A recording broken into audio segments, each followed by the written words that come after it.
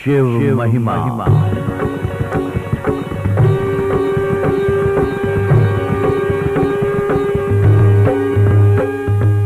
प्रस्तुत है शिव पुराण एवं अन्य पुराणों और उपनिषदों पर आधारित ये कार्यक्रम शिव महिमा। ओम जय शिव ओंकारा, प्रभु हर शिव ओंकारा। ब्रह्मा विष्णु सदा शिव, ब्रह्मा विष्णु सदा शिव, अर्धांगी धारा।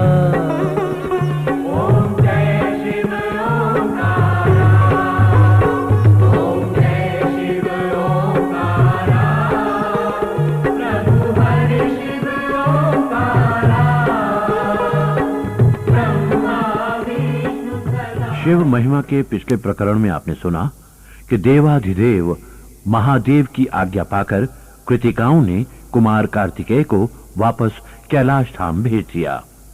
इस समाचार से दैत्यों में चिंता की लहर दौड़ गई। दैत्य माता दिति ने दैत्य गुरु शुक्राचार्य से तारकासुर की प्राण रक्षा का उपाय करने को कहा।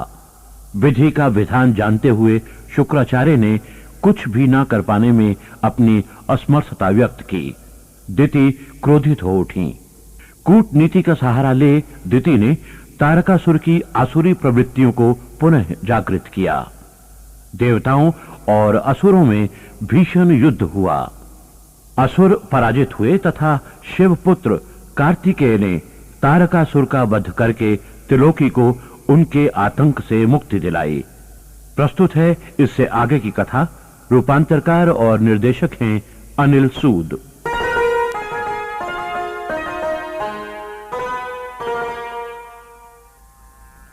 महाभाग सूत जी, इससे तो यही कथन चरितार्थ हुआ कि विनाश काले विपरीत बुद्धि।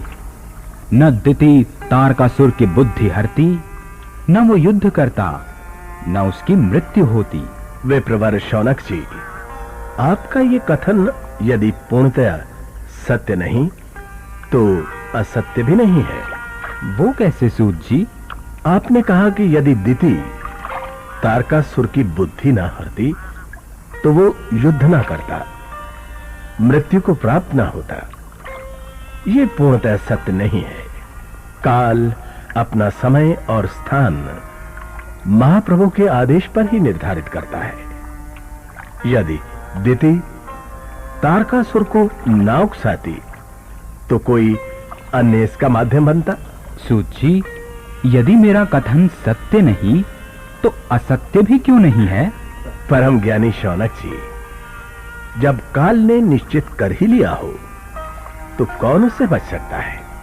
प्राणी अपने मन की संतुष्टि के लिए कहीं भी भागता फिरे, अंततः पहुंचेगा वहीं जहां काल ने उसे बुलाया हो। अब सत्य कह रहे हैं सूत जी। अब ये बताएं कि तारकासुर के नाश के पश्चात काल ने क्या गति ली? महाज्ञानी शौनक जी, तारकासुर के अंत के पश्चात तीनों लोकों में परमानंद का वास था। सृष्टि में शांति व्याप्त थी। स्वयं देवाधिदेव गृहस्थ जीवन का आनंद उठा रहे थे।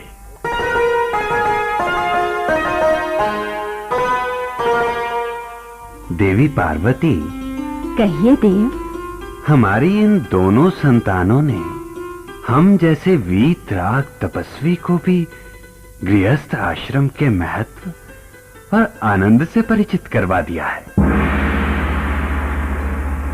नारायण नारायण, ये आपने क्या कह डाला देवाधिदेव?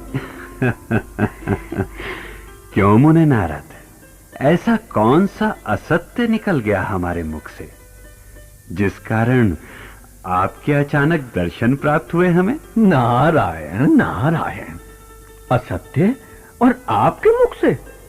उस दिन तो त्रिलोकी ही विलुप्त हो जाएगी महाप्रभु। आया तो था शिव कुमारों के दर्शन करने, परंतु आपका कथन सुन मन कौतूहल से भर उठा। चरण यहीं ठिठक गए। कैसा कौतूहल नारद मुनि? देवी पार्वती, संपूर्ण त्रिलोकी जिनकी गृहस्थी है और उसके वासी जिनकी संतानें हैं, वो महादेव गृहस्थ आश्रम के महत्व और आनंद की बात अब कर रहे हैं। मुने नारद, ये हम जानते हैं, आप जानते हैं, अन्य अनेक भी जानते हैं, परंतु उन अनेक के अतिरिक्त भी अनेकानेक हैं जिन्हें इस दैवी सत्य का अनुभव नहीं है। ये मात्र उनकी मान्यता ही है, और अनुभव मान्यता को दृढ़ ही करता है। परंतु देवाधिदेव, अनुभव के आधार पर मान्यताएं भंग भी होती हैं। आप सत्य कह रही हैं देवी पार्वती। गृहस्थ जीवन के अनुभव से हमारी ये मान्यता भंग हुई कि जन कल्याण का कार्य मात्र वैरागी, निष्काम और गृहस्थ बंधन से मुक्त रहकर ही संभव है। ब्रह्मा जी के वरदान के कारण हम तारकासुर का वध करने में अक्षम थे, परंतु महालोक कल्याण का यह कार्य हमारे पुत्र कार्तिकेय ने किया। मुने नारद, अब से ये सृष्टि का नियम होगा। माता पिता के अपूर्ण कार्य उनकी संतानें पूर्ण करेंगी। ये उनका प्रथम कर्तव्य होगा। अतः हम शिव गृहस्थ आश्रम को उतनी ही मान्यता प्रदान करते हैं जितनी ब्रह्मचर्य, वानप्रस्थ और सन्यास को करते हैं। हर अवस्था का अपना महत्व और उपयोग होगा। नारायण नारायण, आप धन्य हैं महाप्रभु और महादेवी आप भी। मानव जीवन के सुचारू संचालन के लिए आपने ये बहुत ही उत्तम नियम प्रतिपादित किया है, परंतु देवाधिदेव, आपका ये नियम पुत्र गणेश और पुत्र कार्तिकेय पर भी लागू होता है अथवा नहीं? ये मुनि नारद, हम आपकी बात का तात्पर्य नहीं समझे। भगवान, आपके दोनों पुत्र अब ब्रह्मचर्य की अवस्था पार कर चुके हैं। आपके द्वारा प्रतिपादित नियम के अनुसार तो अब उन्हें अगली अवस्था में प्रवेश करना चाहिए। अगली अवस्था? देवाधिदेव, आपसे कुछ कहना सूर्य को दीपक दिखाने की कुचेष्टा करने के समान होगा, परंतु विनम्र निवेदन करने की अनुमति चाहूंगा। कहिए ब्रह्मपुत्र, आप हमारे पुत्रों के शुभ चिंतक हैं। हृदय का विचार हृदय में ना ही रखें, निर्भीक होकर कहें। नारायण नारायण। महाप्रभु, किंचित पुत्र प्रेम में आप और महादेवी इस तथ्य से परिचित होकर भी अपरिचित रहना चाहते हैं कि दोनों कुमार वयस्क हो चुके हैं। मुने नारद, ब्रह्मा जी आपकी प्रशंसा व्यर्थ ही नहीं करते। नारायण नारायण। आप गंभीर से गंभीर विषय इतने सरल शब्दों में उठाते हैं कि दूसरे के मानस पर दृढ़ता से अंकित हो जाते हैं। नारायण नारायण। महाप्रभु, ये भी इस नारद को आप ही का आशीर्वाद है। देवी पार्वती। जी स्वामी। ब्रह्म ऋषि का यह कथन अति विचारणीय है। हमारे पुत्र बड़े हो गए हैं। धृष्टता के लिए क्षमा चाहती हूँ नाथ। ये प्रश्न अनेक अवसरों पर मेरे मानस पर भी कौंधा। माता हूँ, पुत्रों को क्षण क्षण बड़े होते देखने का सौभाग्य मुझे प्राप्त है, परंतु आपके समक्ष ये विचार प्रस्तुत करते मैं झिझकती रही। ऐसा क्यों पार्वती? आपके भक्त वत्सल स्वरूप के दर्शन तो मैं चिरकाल से करती आ रही हूँ, परंतु संतानों के प्रति आपका वात्सल्य रूप देख मैं भी मुग्ध रह गई। स्वार्थवश इस छवि को तोड़ना ना चाहा। स्त्री हूं, भावनाओं के अधीन हूं। देवी पार्वती, स्त्री की भावनाएं उसका बल होनी चाहिए, न कि उसकी क्षीणता। स्त्री का एक धर्म और भी होता है जी। समय समय पर पिता को उसके कर्तव्यों से अवगत कराते रहना। बताएं देवी, अब हमारा कर्तव्य क्या है? देव, प्रत्येक माता पिता का कर्तव्य होता है कि संतानों के बड़े होने पर उचित वर वधू ढूंढ उनकी गृहस्थी स्थापित करने में सहायता करना। पहले किसका विवाह निश्चित किया जाए? पुत्र गणेश का अथवा पुत्र कार्तिकेय का? हमारे समक्ष दोनों ही समान हैं, दोनों ही विवाह योग्य हैं। नारायण नारायण। देवादिदेव, आपका ये सेवक किस दिन काम आएगा? मैं अभी जाकर पार्वती नंदन गणेश और शिव पुत्र कार्तिकेय की इच्छा जानने का प्रयास करता हूं। देखें विवाह का इच्छुक पहले कौन है। नारायण नारायण नारायण।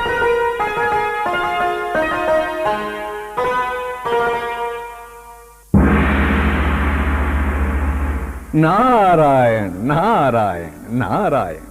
प्रणाम ऋषिवर नारद। वंश विस्तारक भव पार्वती नंदन गणेश। मुनिवर, मेरा भी प्रणाम स्वीकार कीजिए। कुल दीपक भव पुत्र कार्तिकेय। ये क्या मुनिश्रेष्ठ, आज आप हमें ये कैसे विचित्र आशीर्वाद दे रहे हैं? सदा तो आप हमें चिरंजीवी भव, आयुष्मान भव, विजयी भव इत्यादि के आशीर्वाद देते आए हैं, और आज? गजानन, हमारे ये आशीर्वाद समय की आवश्यकता तथा आपके माता पिता की इच्छा का फल है। समय की आवश्यकता, माता पिता की इच्छा? हम आपका तात्पर्य नहीं समझे ऋषिवर। नारायण नारायण। पुत्रों, समय की आवश्यकता कहती है कि आप शैशव, बाल एवं किशोरावस्था लांघ चुके हैं, युवावस्था में प्रवेश कर चुके हैं। अतः वंश विस्तार आपका परम कर्तव्य बन जाता है, और यही आपके माता पिता की हार्दिक इच्छा भी है कि आपका विवाह कर दिया जाए। परंतु हमारी तो ऐसी इच्छा नहीं है। पुत्र कार्तिकेय, माता पिता की इच्छा पूर्ण करना संतान का धर्म होता है। परंतु विवाह के पश्चात हम अपने अनुज से क्रीड़ा कैसे कर पाएंगे? नारायण नारायण। गौरी नंदन, विवाह का ये अर्थ नहीं कि बाकी संबंध समाप्त हो जाते हैं। हर संबंध का अपना महत्व होता है। और पुत्र गणेश, बाल क्रीड़ा सबको एक समय तक ही शोभा देती है। बड़े होने के साथ साथ दायित्व बढ़ते हैं और क्रीड़ा का समय कम होता जाता है, और फिर शीघ्र ही आपको क्रीड़ा के लिए नए साथी भी तो मिल जाएंगे। नारायण नारायण। वो कैसे? बाल गोपाल के रूप में। नारायण नारायण, आप तो बहुत दूर की सोचते हैं प्रभु। नारायण नारायण। पहले मैं विवाह करूंगा। नहीं भ्राताश्री, पहले मैं विवाह करूंगा। मैं ज्येष्ठ हूँ, मैं शिव पुत्र हूँ, मैं शिव गणों को परास्त करने वाला हूँ, मैं महाबलशाली तारकासुर का नाशक हूँ, मैं अग्र पूज्य हूँ, मैं भी सबका वंदनीय हूँ। शांत शांत हो जाओ पुत्रों, तुम दोनों ही हमारे पुत्र हो। जैसे षडानन हमें प्रिय है, वैसे ही गणेश भी हमें प्रिय हैं। तुम दोनों समान बलशाली और वंदनीय हो। नारायण नारायण। प्रभु, तो ये कैसे निश्चित किया जाए कि इन दोनों में से पहले विवाह का अधिकारी कौन है? पुत्रों। जी पिताजी। पुत्रों, तुम दोनों हमें एक समान प्रिय हो। तुम में से किसी एक पर हमारा विशेष अनुग्रह नहीं है। हमारे लिए यह निर्णय ले पाना कठिन हो रहा है कि पहले किसका विवाह किया जाए। इस स्थिति से निपटने का हमें एक ही उपाय सूझ रहा है। आज्ञा करें पिताजी।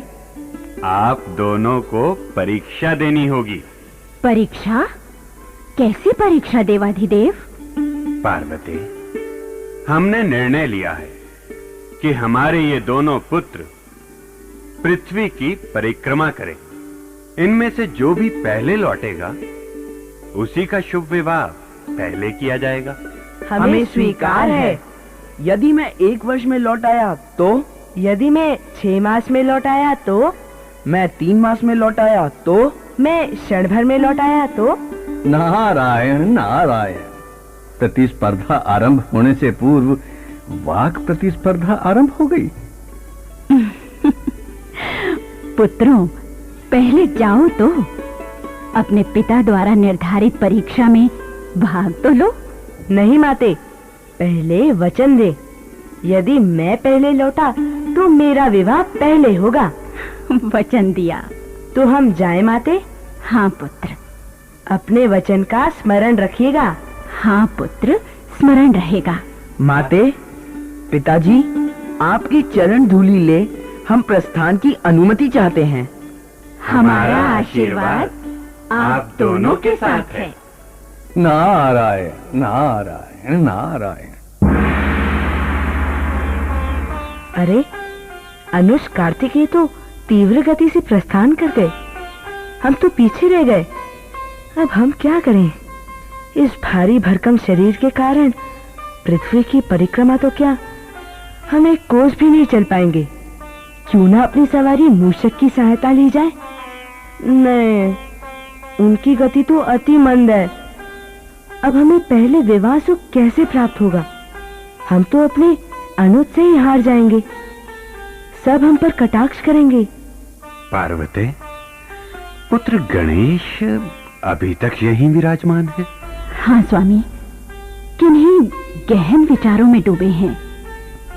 पुत्र गणेश क्या सोच रहे हैं? उपाय? उपाय? हाँ माते, हम सोच रहे हैं कि यदि हम आपकी पूजा करने के पश्चात परिक्रमा करें तो हम अवश्य विजयी होंगे। नारायण नारायण। सावधान महाप्रभु, किसी नई परिभाषा की संरचना होने जा रही है। माते, पिताजी, ये लीजिए। मैंने आप दोनों की पूजा करने के लिए ये 2 आसन स्थापित किए हैं। आप इन पर विराजिए और मेरा मनोरथ पूर्ण कीजिए। लो पुत्र, हम बैठ गए। ओम नमः शिवाय। ओम भगवते नमः। ओम नमः शिवाय। ओम भगवते नमः। नारायण नारायण। अरे ये क्या?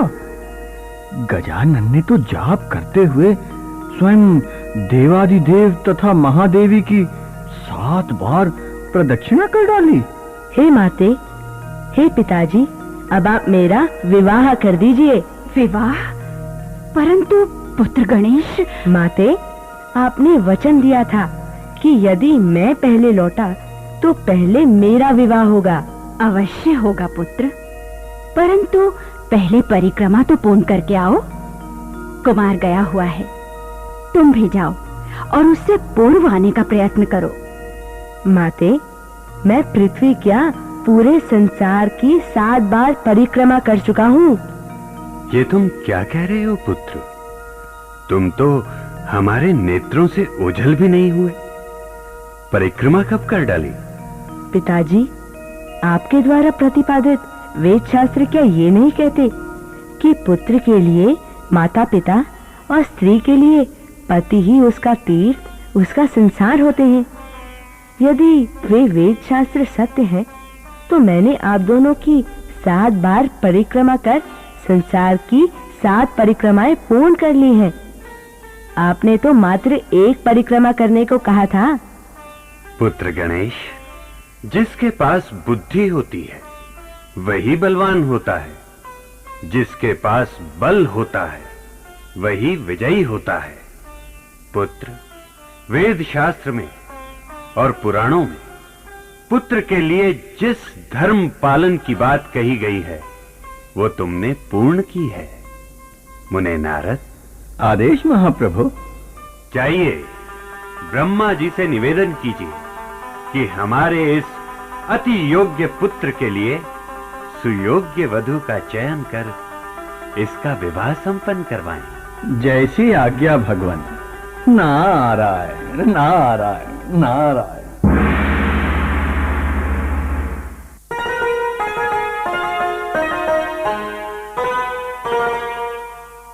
और विप्रवर सूत जी, परमपिता ब्रह्मा ने शिव जी के आदेश का पालन करते हुए प्रजापति विश्वरूप की 2 सुंदर पुत्रियों सिद्धि और बुद्धि से गजानन का विवाह करवा दिया। तो महाभाग सूत जी, गिरिजानंदन भी गृहस्थ हो गए। हां शौनक जी, काल की नियति से सिद्धि से क्षेम तथा बुद्धि से लाभ नामक 2 दिव्य पुत्रों की उत्पत्ति हुई। सूत जी, कुमार कार्तिकेय का क्या हुआ? क्या वे पृथ्वी की परिक्रमा पूर्ण नहीं कर पाए?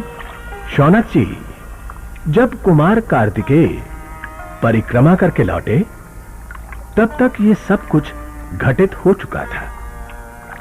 उन्हें भ्राता के विवाह और पुत्र उत्पत्ति से सुख भी पहुंचा और दुख भी। उन्होंने निश्चय कर लिया कि वे आजन्म कुंवारे ही रहेंगे। माता पिता के रोकने पर भी वे क्रौंच पर्वत पर तपस्या करने चले गए। अच्छा, तभी शिवलीला में कहीं कुमार के विवाह का वर्णन नहीं है। हां शौनक जी, और उसी दिन से सृष्टि में कुमारत्व अर्थात कुंवारेपन की परंपरा पड़ गई। फिर क्या हुआ सूत जी? कालचक्र अपनी गति से घूमने लगा।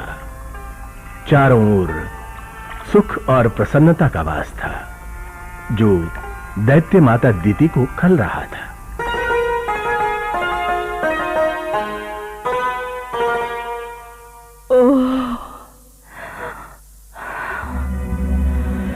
तारकासुर की मृत्यु के पश्चात दैत्य साम्राज्य विघटित होता जा रहा है। हमसे थर-थर कांपने वाले प्राणी हमारे सामने से यूं निकल जाते हैं मानो हमारा कोई अस्तित्व ही ना हो। यह अपमान, यह अनादर असहनीय हो उठा है। कुछ ना कुछ करना ही पड़ेगा। सृष्टि में अपनी उपस्थिति दर्शानी ही पड़ेगी। परंतु कैसे दिति, कैसे करोगी ये? किससे मंत्रणा करूं? शुक्राचार्य को तो अपमानित कर दैत्य गुरु पद से हटा चुकी हूं। हाँ, सेनापति, एकमात्र सेनापति ही विश्वास पात्र रह गए हैं। दैत्य सेनापति! आज्ञा दैत्य माता। एकमात्र आप ही रह गए हैं जो आज भी हमें दैत्य माता कह के संबोधित करते हैं। पहले तो त्रिलोकी में इस दैत्य माता की जय जयकार गूंजा करती थी। दैत्य माता, ये तो समय का फेर है। अच्छे और बुरे काल तो आते जाते रहते हैं। धैर्य रखें, ये बुरा काल भी समाप्त हो जाएगा। कैसे? कब हमारा शासन पुनः स्थापित होगा? कब इंद्र की मां अदिति हमारे समक्ष नतमस्तक हो पुनः अपने जीवन की भिक्षा मांगेगी? कैसे हंस हंस कर दुलारती है वो अपने पुत्र इंद्र को। हमारा कलेजा छलनी हुआ जाता है। दैत्यों की जयकार सुनने के लिए हमारे कान तरस गए हैं। धीरज रखें दैत्य माता। आपके 3 प्रपौत्र अवश्य आपकी इस अभिलाषा को पूर्ण करेंगे। कौन? तारकाक्ष, विद्युन्माली और कमलाक्ष?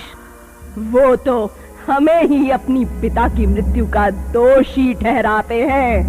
कहते हैं न हम शुक्राचार्य का अपमान करते न ये सब होता, परंतु हम शुक्राचार्य की बात कैसे मान लेते, कैसे उस शिव से क्षमा प्रार्थना करते। दैत्य माता, दैत्य नीति तो यही कहती है कि अपने लाभ के लिए किसी की चाटुकारिता करना असंगत नहीं होता। लाभ और बल प्राप्त हो जाने के पश्चात उसी व्यक्ति को ठोकर मारी जा सकती है जिससे कभी क्षमा मांगी हो। तो आपका क्या मत है दैत्य सेनापति, हमें क्या करना चाहिए? दैत्य माता, आपके समक्ष मैं बहुत तुच्छ हूं, परंतु एक निवेदन करना चाहूंगा। कहो दैत्य सेनापति, निसंकोच कहो। समय की मांग कहती है कि शुक्राचार्य को पुनः दैत्य गुरु का पद सौंप दिया जाए। इससे तारकासुर के तीनों पुत्र भी प्रसन्न हो जाएंगे। कुछ भी हो, शुक्राचार्य दैत्यों के हितैषी हैं। वे अवश्य ही दैत्य उत्थान का कोई मार्ग खोज निकालेंगे। आप उचित कहते हैं दैत्य सेनापति। है तो शुक्राचार्य ऋषि ही, देवताओं की भांति ऋषि भी क्षमा दान देते हुए गर्व का अनुभव करते हैं। भूल जाते हैं कि क्षमा हृदय से मांगी जा रही है अथवा स्वार्थवश। हम स्वार्थवश अवश्य उनसे क्षमा मांगेंगे दैत्य सेनापति, अवश्य क्षमा मांगेंगे।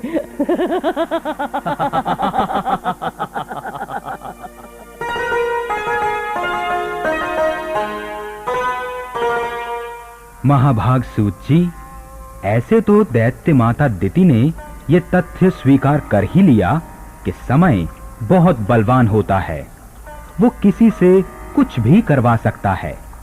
हां महाज्ञानी शौनक जी, समय का फेर कुछ ऐसा ही होता है। क्षण भर में राजा को रंक और रंक को राजा बना देता है, और फिर समय के अनुसार रंग बदलना तो दैत्य नीति ही थी। दैत्यों ने सदा भगवानों से वरदान प्राप्त कर उनका उपयोग देवताओं के विरुद्ध ही किया। परम पिता द्वारा प्रतिपादित सतोगुण, तमोगुण और रजोगुण की परिभाषा भी तो यही थी सूत जी, और इन गुणों के आधार पर ही तो सब जीवों का चरित्र निर्माण हुआ था। फिर राक्षस कैसे अपने गुण त्याग देते? उनको तो उलट पलट करते ही रहना था।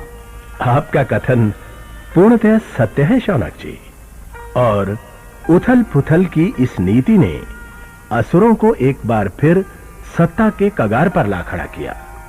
वो कैसे सूत जी? इसका विस्तृत वर्णन अगली बार करेंगे शौनक जी। जैसी आपकी इच्छा सूत जी।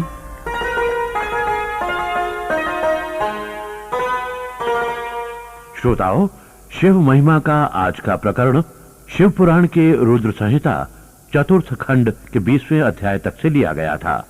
रूपांतरकार और निर्देशक थे अनिल सूद। भाग लेने वाले कलाकार थे सुरेंद्र सेठी, गौरव मारवा, एसके बत्रा, हर्ष बाला, कमल साथी, रूमी मलिक और समीर। संगीतकार थे राजीव हक्सर। गायक गणेश प्रसाद विद्यालंकार और मंजीत भाटिया।